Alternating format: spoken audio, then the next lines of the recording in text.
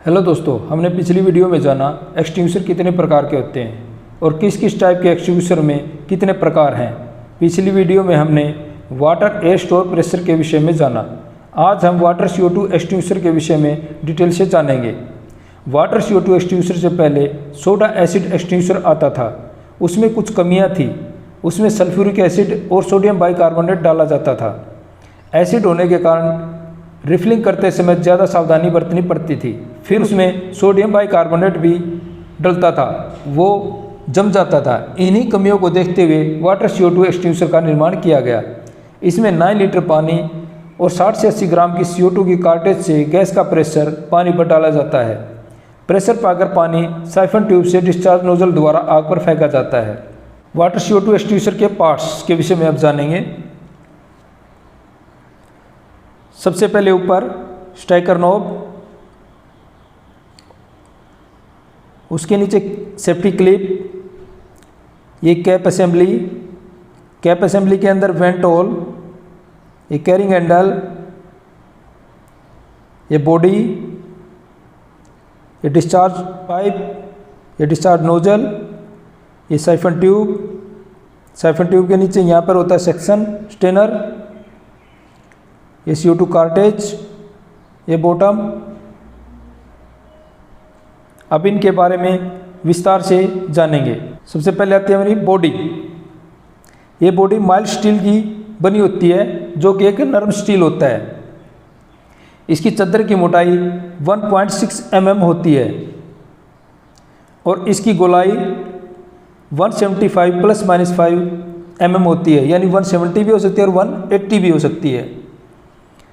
इसकी cap assembly brass and steel की होती है और इसकी कैप असेंबली 2 प्रकार की होती है। एक नॉर्मल टाइप की होती है, दूसरी व्हील टाइप की होती है। जैसे दृश्य में दिखाया गया है, ये नॉर्मल टाइप की है और ये व्हील टाइप। स्ट्राइकर नोब, ये सामने दृश्य में स्ट्राइकर नोब। जब हम एक्सटिंग्विशर चलाते हैं तब स्ट्राइकर पर चोट करते हैं, ये कैप के ऊपर होता है और सेफ्टी क्लिप इसके नीचे लगी होती है, ये स्ट्राइकर को रोक कर रखती है। आगे आती है हमारी पंचरिंग पिन। स्ट्राइकर पर चोट करने के बाद ये सामने दृश्य में दिखाई गई है, ये पंचरिंग पिन नुकीली है, जो इसको बोलते हैं पंचरिंग पिन। जब हम स्ट्राइकर पर चोट करते हैं तो ये पंचरिंग पिन CO2 कार्टेज के अंदर पंचर करती है, जिसकी वजह से गैस रिलीज होती है वहाँ से। उसके बाद आता हमारा पोर्ट होल। ये पोर्ट होल जो सामने दृश्य में दिखाई दे रहे हैं, इनका काम है जब पंचरिंग पिन CO2 कार्टेज को पंचर करती है तो पोर्ट होल के थ्रू गैस का जो प्रेशर है वो सिलेंडर के अंदर जाता है। उसके बाद आती है हमारी रबड़ वाशर। ये सामने दृश्य में दिखाई गई है, ये रबड़ वाशर। उसके बाद आती है हमारी कार्टेज होल्डर, जिसके अंदर CO2 कार्टेज को फिट किया जाता है। फिर आता हमारा CO2 कार्टेज, ये जो सामने दृश्य में दिखाई गई है, इसके अंदर 56 बार का प्रेशर होता है। वेंट होल, ये कैप में होते हैं, ये जो सामने दृश्य में दिखाई दे रहा है, ये वाले वेंट होल है। ये 3 वेंट होल होते हैं इसके अंदर, जो 2.5 mm की इनकी गोलाई होती है। ये एक सेफ्टी डिवाइस है। इसमें जब नोजल ब्लॉक हो जाती है तब कैप की एक चूड़ी खोलने से इनके जरिए सिलेंडर का स्टैटिक प्रेशर रिलीज हो जाता है। आगे आता हमारा कैरिंग हैंडल। ये सामने दृश्य में ये दिखाई दे रहा है कैरिंग हैंडल, जो सिलेंडर को एक जगह से दूसरी जगह ले जाने के काम आता है। वाटर लेवल, सिलेंडर के अंदर एक वाटर लेवल दिया जाता है जहाँ तक हमने सिलेंडर में पानी भरना होता है। डिस्चार्ज ट्यूब, सामने दृश्य में दिखाई गई है, इसको डिस्चार्ज ट्यूब या डिस्चार्ज पाइप कहते हैं। इसका पूरा नाम high pressure flexible discharge tube. फिर आते हमारी साइफन ट्यूब। ये सिलेंडर के अंदर दिखाई दे रही है, ये साइफन ट्यूब। इसके ऊपर डिस्चार्ज नोजल लगी होती है और ये नीचे सिलेंडर के अंदर ऐसे दिखाई देती है। फिर आती है हमारी स्नेप्टर बाल। ये स्नेप्टर बाल, ये एक ब्रीथिंग डिवाइस है। ये सिलेंडर के अंदर की साइड होता है। गर्मी में जब सिलेंडर में गर्मी के कारण सिलेंडर का मटेरियल नोजल से बाहर आता है, उस समय अगर सिनेप्टर वाल्व खुला होगा तो सिलेंडर का पानी बाहर नहीं गिरेगा। उसके बाद आती है हमारी डिस्चार्ज नोजल। ये 6 mm गोलाई की होती है और जब साइफन ट्यूब से बाहर पानी की तरफ आता है तो डिस्चार्ज नोजल से आग पर पानी फेंका जाता है। अब हम जानेंगे वाटर CO2 एक्सटिंग्विशर के फंक्शनिंग या उसकी कार्य प्रणाली। जब स्ट्राइकर पर चोट की जाती है तब पंचरिंग पिन CO2 कार्टेज को पंचर करती है। पंचर होने के बाद गैस पोर्ट होल से होते हुए सिलेंडर में जाकर पानी पर दबाव डालती है। पानी पर दबाव पड़ने से पानी साइफन ट्यूब से होते हुए डिस्चार्ज नोजल से बाहर जाता है और आग को कूलिंग मेथड या ठंडा करके आग को बुझाता है। ये एक्सटिंग्विशर क्लास A फायर पर इस्तेमाल किए जाते हैं। आग की छोटी अवस्था में ही ये एक्सटिंग्विशर प्रभावशाली होते हैं। अब हम समझेंगे इसकी कार्य प्रणाली।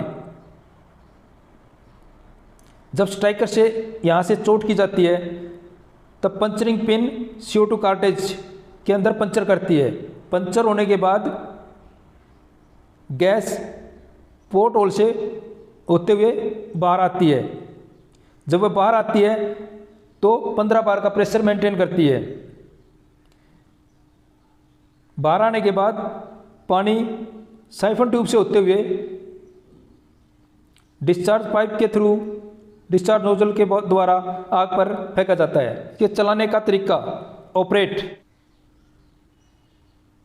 इसको हम ऑपरेट कैसे करेंगे? सबसे पहले आग के स्थान पर लेकर जाएंगे, उसके बाद सेफ्टी क्लिप को निकालना है, फिर एक्सटिंग्विशर को 45 डिग्री आगे की तरफ झुकाना है। इसको सीधा नहीं रखना, आगे की तरफ झुकाना है। झुकाने के बाद स्ट्राइकर पर चोट करनी है। हाथ से या किसी ठोस वस्तु से हम चोट कर सकते हैं। फिर आग पर स्वीपिंग मोशन झाड़ू की तरह एक सिरे से दूसरे सिरे की तरफ करके आग को बुझाना है। इसमें ध्यान देने वाली क्या बात है, यानी सेफ्टी प्रिकॉशन हमें क्या लेना है?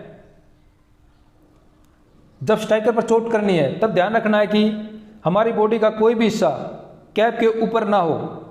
कभी कभी नोजल ब्लॉक होने से सिलेंडर की कैप खुलकर प्रेशर से ऊपर की तरफ जाती है, कोई दुर्घटना घट सकती है। इसलिए यह ध्यान रखना है कि जब भी हम इस स्ट्राइकर पर चोट करेंगे तो आगे की तरफ 45 डिग्री उसको झुकाएंगे, फिर उसके ऊपर चोट करेंगे। उसके बाद आता हमारा रिफिलिंग। हमें रिफिलिंग कैसे करनी है या इसको भरने का क्या तरीका है? सबसे पहले एक्सटिंग्विशर की कैप को खोलना है, अंदर से उसको साफ पानी से धुलाई करना है, फिर उसमें 9 लीटर पानी भरना है।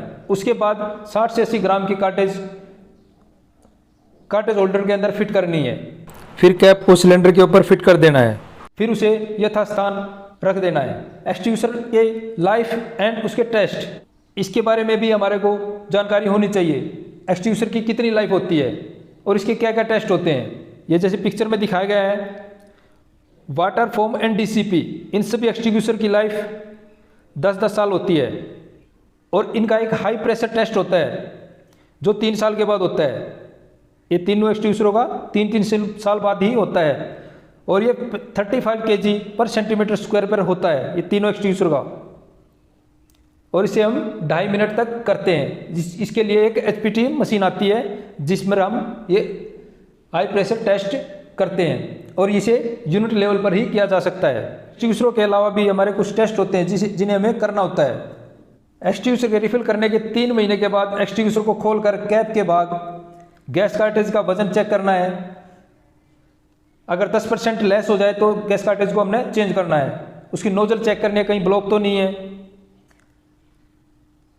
जितने एक्सटिंग्विशर एक साथ भरे गए हैं उन्हें 1 साल बाद उनका परफॉर्मेंस टेस्ट करना है। सभी एक्सटिंग्विशर में से 50% निकालेंगे और उन 50% में से 10% एक्सटिंग्विशर निकालेंगे। यानी अगर हमने 100 एक्सटिंग्विशर एक साथ रिफिल किए हैं तो उनमें से हमने 5 एक्सटिंग्विशर को चलाकर देखना है। अगर वो चल गए तो ठीक है, नहीं तो उनको दोबारा रिफिल करना है।